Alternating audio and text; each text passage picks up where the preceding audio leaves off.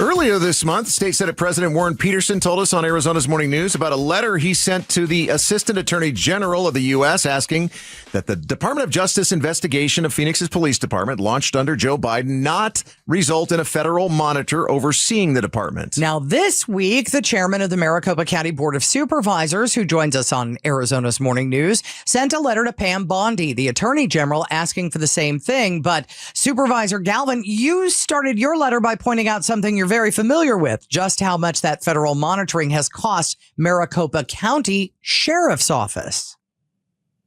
Good morning, guys. Absolutely. Yes, this is federal oversight over the Sheriff's Office has cost over $300 million over the last 15 years. So all of us at Maricopa County have a really good perspective of the effects of what federal oversight can do to law enforcement agencies.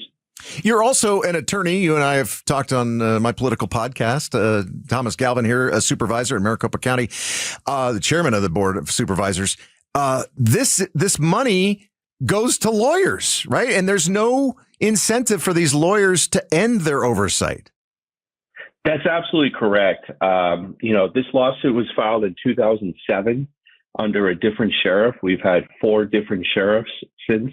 And each of the subsequent sheriffs have been selected by the voters of Maricopa County. And I believe in our constitutional republic, it's the voters who have the final say. And absolutely, when you're spending $300 million, where does that money go? It goes towards compliance. And where does compliance go? It goes towards attorneys.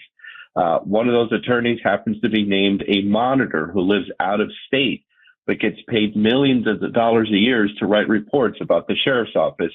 And Jim, you correctly pointed out, there's no incentive for this person to say, you know what, things are much better. My job here is done. These guys can move on.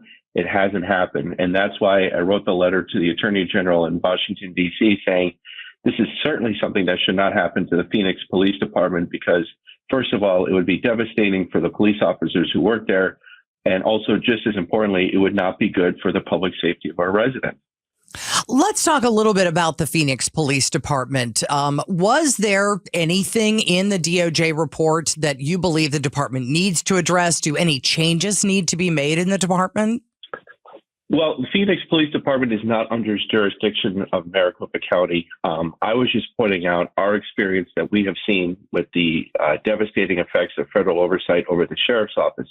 However, the police department is answerable to the mayor and the city council and the city manager, and the mayor and the city council are answerable to the voters of Phoenix. And that is the way I believe that our process should be run. That if you have issues with the police department, go to your local councilman, go to the mayor. At the same time, I also have seen from my observation that the mayor and the council are working really hard to make sure that their police department is as good as it can be. The other thing that I know is that police officers want to see a great police department.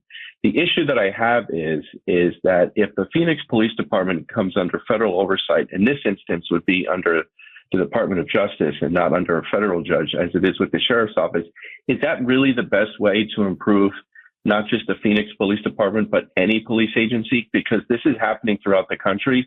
And I really think there has to be a conversation about this. And I think the Attorney General would be receptive to having that conversation. Well, let's bring it back to the Maricopa County Sheriff's Office. Your Board of Supervisors oversees their budget.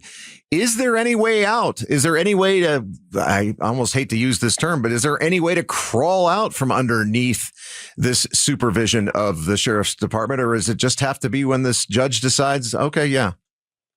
I'm glad you asked, and yes, I believe there might be a path. So last June, as you guys know, I've been harping on this issue for years.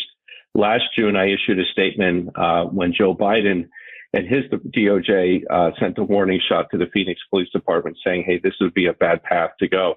But in terms of the sheriff's office, it's under the oversight of a federal judge. And a lot of people have been saying, well, there's nothing you can do about it. And I hate when I hear that phrase.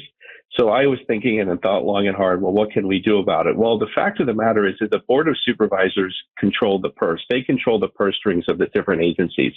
It's our job to set the budget for the county. It's our job to allocate resources to the sheriff's office and to the county attorney's office.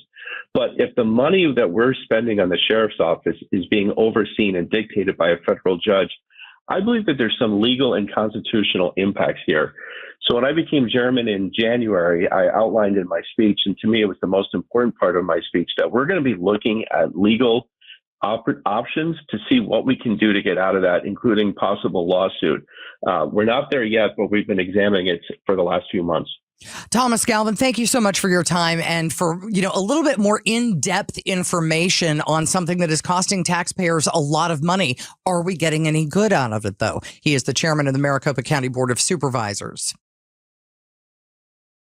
Thanks for watching Arizona's Morning News. Click to watch more from KTAR News and hit the button in the middle to subscribe.